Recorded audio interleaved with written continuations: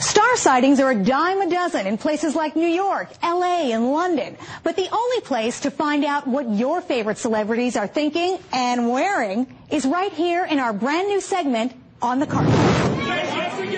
Bruce Willis and Tracy Morgan were among some recognizable faces at the New York Cop-Out premiere, talking to us about the comedy, the stunts, and advice from Bruce on being a good action hero. Now that is what I'm talking about. It's so hard to take it all so seriously. The world is such a serious place already, isn't it? Who cares? We want to laugh. We want to get out there and have some fun, live it up. The crew kept us pretty safe. We did some action and some stunts, but for the most part, I didn't jump off a bridge. If that's what you want to know, no. With a different spin on honoring shows and films, the Movie Guide Value Awards put the focus on family-friendly content, a quality these attendees feel is lacking. You know, especially in this economy, I think families want to go out and do things together and they don't want to be split up. Personally, I like the movies that inspire me, that uplift me, that speak to hope, that deal with the human condition.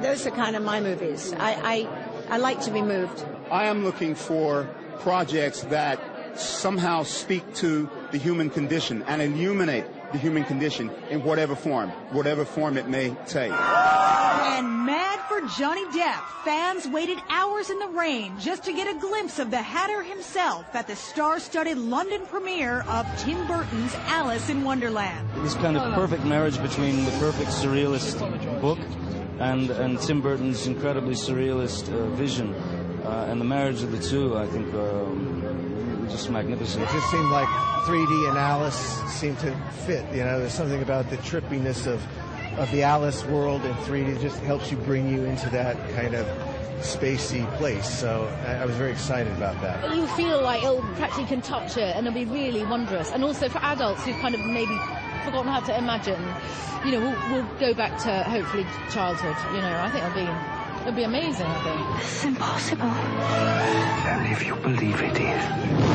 And speaking of nerves, Oscar's biggest night is right around the corner, and the female nominees have the added pressure of picking the perfect gown to be seen by millions as they strut their stuff down Oscar's fabled red carpet. At Monday's Oscar luncheon, the nominees got a taste of what lies ahead come Oscar night when they walk down the red carpet in front of the world. And with just 3 weeks left to decide what to wear, the ladies are already in the planning stages. Who am I wearing? Yes. let me strike a pose. Hold on a second.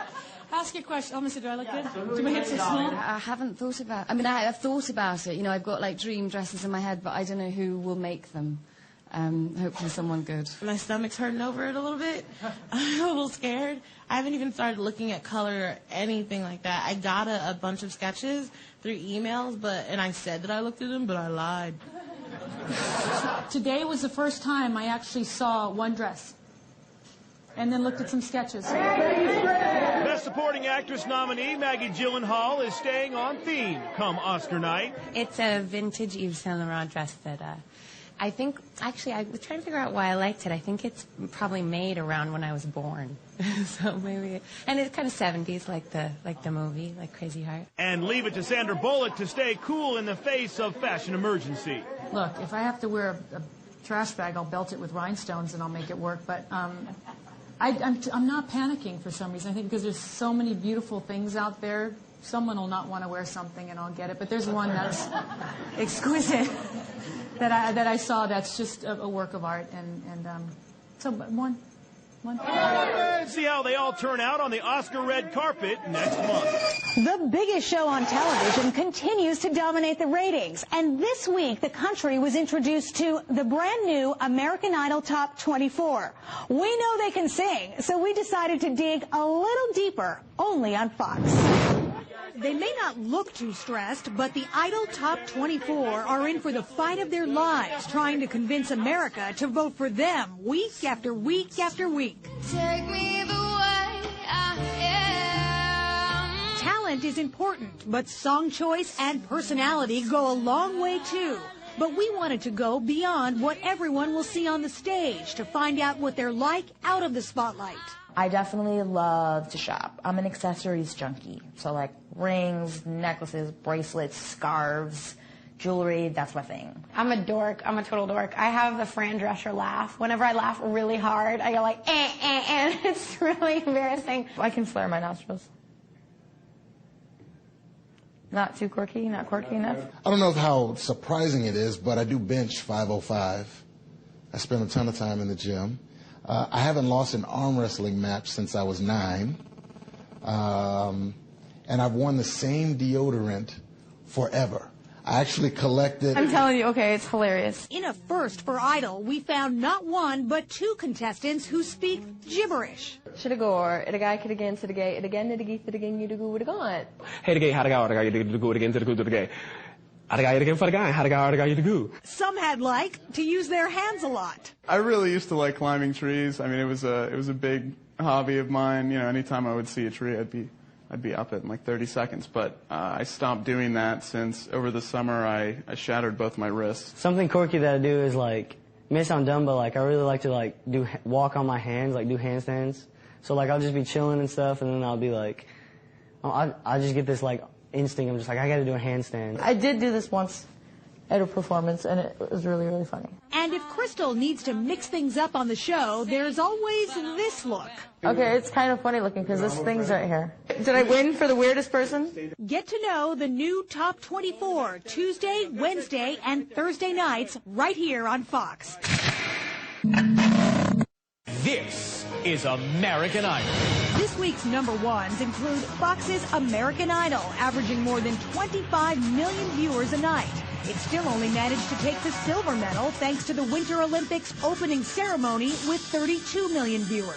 Welcome to Shutter Island. In theaters, Martin Scorsese and Leonardo DiCaprio convinced audiences to follow them to Shutter Island, where they scared up an impressive winter weekend total of $41 million. The small step I need to take is a mountain. On the charts, Sade returns at number 1 with her new CD, Soldier of Love.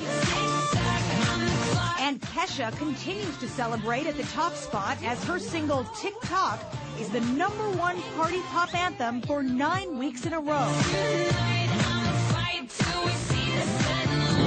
Carlos Santana has been blending rock and Latin jazz for more than 45 years with almost supernatural success. Now his headlining show in Vegas has the 62-year-old rock legend going full speed on the turntable. Legendary guitarist Carlos Santana celebrates a decade of dancing with fans to his supernatural hits with a remastered re-release of the hit CD. For me, it's never been like American Idol where I need to audition for anybody.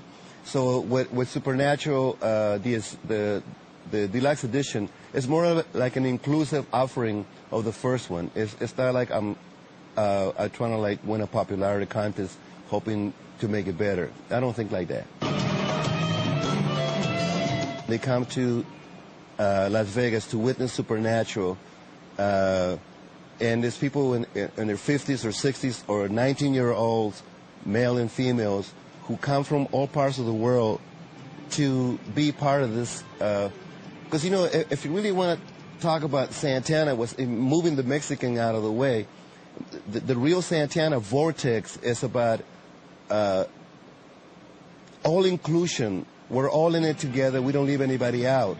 He's also rocking the Vegas stage with Supernatural Santana, a trip through the hits, and says his music has always been about bringing everybody together. So I love moving the Mexican aside and not getting in my own way and trusting that what we do with Santana is something that very few bands like Bob Marley, One Love, or John Coltrane, I Love Supreme, or the Beatles, All You Need Is Love. There's very few bands who actually is legit.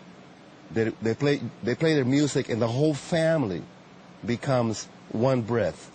You know, so I'm very grateful for that. And just because he's doing a retrospective show, don't get the idea he's done yet. Now, I have no plans to retire or anything like that. I just want to go deeper and higher.